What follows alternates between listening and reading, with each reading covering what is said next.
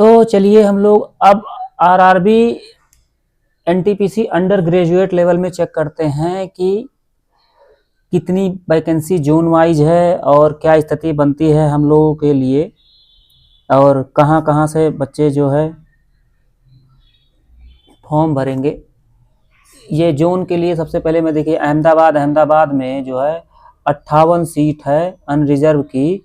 अहमदाबाद में अनरिजर्व की 58 है, एससी की 23 है और एसटी का 13 है, ओबीसी का 43 है, ईडब्ल्यूएस का जो है 16 सीट है। 16 सीट है। फिर अजमेर की बात करते हैं अनरिजर्व, जिसमें 65 है अजमेर और एससी 13 है, एसटी 5 है, ओबीसी 25 है, ईडब्ल्यूएस 8 है। टोटल जो है 116 बन जाता है। बेंगलोर की स्थिति क्या है? अनरिजर्व 27 है, एससी 9 है, एसटी 4 है, ओबीसी 7 है, ईडब्ल्यूएस 7 है, टोटल 54 है। भोपाल की बात करते हैं। भोपाल में देखिए, भोपाल में आप कंफ्यूजन न होइएगा, यहाँ डब्ल्यूसीआर डब्ल्यूआर दोनों इसी भरा जाता है। तो इसमें देखिए अनरिजर्व 53 है और एससी जो है 21 है, एसटी 8 है, ओबीसी 30 है, ईडब्ल्यूएस 11 है। आगे बात करते हैं भुवनेश्वर की। भुवनेश्वर में अनरिजर्व 10 है, एससी 2 है, एसटी 2 है, ओबीसी 3 है, ईडब्ल्यूएस 1 है, टोटल 18 है। बिलासपुर की स्थिति ये है कि अनरिजर्व में 26 है, बिलासपुर अनरिजर्व 26 है, एससी 11 है, एसटी 5 है, ओबीसी 19 है, ईडब्ल्यूएस 8 है, टोटल 69 सीटें हैं। अब फिर चंडीगढ़ की बात करते हैं। चंडीगढ़ में अनरिजर्व 10 है, एससी 3 है, एसटी 3 है, ओबीसी 6 है, ईडब्ल्यूएस 2 है और टोटल 24 है। आरआरबी चेन्नई की बात करते हैं। अनरिजर्व 33 है, चेन्नई में अनरिजर्व जो है 33 है, एससी 11 है, एसटी 5 है, ओबीसी 23 है और ईडब्ल्यूएस 8 सीटें हैं। टोटल 80 सीटें की बात होती है। अनरिजर्व अब इसकी बात है। गोरखपुर अनरिजर्व 68 है, गोरखपुर अनरिजर्व 68 है, एससी 25 है, एसटी 15 है, ओबीसी 48 है, ईडब्ल्यूएस 17 सीटें हैं गोरखपुर। आगे टोटल 173 हो जाता है इनका। गुवाहाटी में अनरिजर्व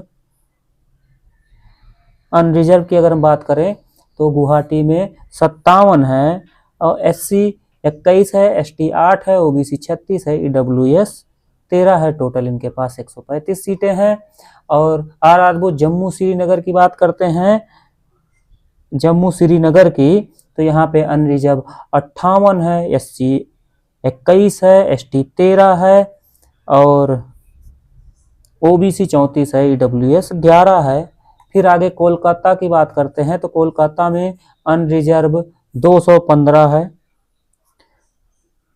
215, एससी 76 है, एसटी जो है 38 है और ओबीसी 119 है, ईडब्ल्यूएस 41 है। ठीक है, 41 है, टोटल 419। मालदा की बात करते हैं। अनरिजर्व की बात करें मालदा में तो 79 है, एससी 29 है, एसटी 16 है, ओबीसी 52 है और ईडब्ल्यूएस 20 है। टोटल 196 इनकी सीटें पड़ जाती है। आरआरबी मुंबई की बात करते हैं।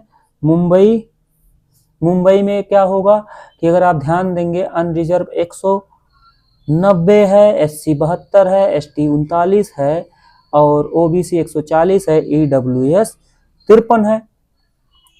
मुजफ्फरपुर की बात करते हैं, लीची वाला जो बात हुई थी, यहाँ अनरिजर्व 16 है, एससी 5 है, एसटी 3 है, ओबीसी 11 है, ईडब्ल्यूएस 4 है, टोटल 39 सीटें। पटना अनरिजर्व 9 है, एससी 3 है, एसटी 4 है, ओबीसी 5 है, ईडब्ल्यूएस 3 है, टोटल 24 सीटें हो जाती हैं। प्रयागराज की बात करते हैं। प्रयागराज में अनरिजर्व 128 है और एससी 53 है, एसटी 54 है, ओबीसी 50 है, ईडब्ल्यूएस 18 है। टोटल सीटें अगर इनकी मिला ली जाए तो 303 सीटें बनती हैं। रांची की बात करते हैं। रांची अनरिजर्व 21 है, एससी 10 है, एसटी 3 है, ओबीसी 16 है, ईडब्ल्यूएस 6 है। टोटल 56 सीटें बनती हैं सिकंदराबाद की बात करते हैं। अनरिजर्व सिकंदराबाद में अनरिजर्व 115 हैं, एससी 40 हैं और एसटी 25 है, ओबीसी 68 है, ईडब्ल्यूएस 24 सीटें हैं। फिर हम सिलीगुड़ी की बात करते हैं, यहाँ पे अनरिजर्व 3 है, एससी 1 है, एसटी 0 है, एसटी की सीटें नहीं, ओबीसी 2 है, ईडब्ल्यूएस 1 है। तिरुवनंतपुरम की अगर बात करते हैं तो अनरिजर्व 39 है तिरुवनंतपुरम में, और एससी 12, एसटी 1, ओबीसी 26, ईडब्ल्यूएस 8 सीटें हैं। और टोटल अगर देखा जाए तो 1280 अनरिजर्व की सीटें आई हैं, और एससी की 461, एसटी की 264, ओबीसी की 773 और ईडब्ल्यूएस की 280। ओवरऑल 3058 सीटें एनटीपीसी अंडर ग्रेजुएट मतलब 10+2 वाला 12वीं पास वाली वैकेंसी में सीटें हैं। अगर ये आप लोग ध्यान दीजिएगा, और मैं बार बार आप लोगों से हमेशा कहूँगा कि फॉर्म भाई आप अपने हिसाब से भरिएगा, किसी के कहने के हिसाब से नहीं कि मैंने इस जोन से भर दिया है तो किसी का जोन का दे के कॉपी करने की ज़रूरत नहीं है। ज़रूरत अगर है हम आपको तो भाई हम अपने हिसाब से भरें, किसी के कहने से नहीं। पहली बात, आप 2 चीज़ें खुद फोकस करिएगा, मैं बार बार बताता हूँ। पहली बात आपको ये फोकस करना है कि भाई वैकेंसी क्लियर हो जाए, नौकरी लग जाए, ज़्यादा इंपॉर्टेंट है।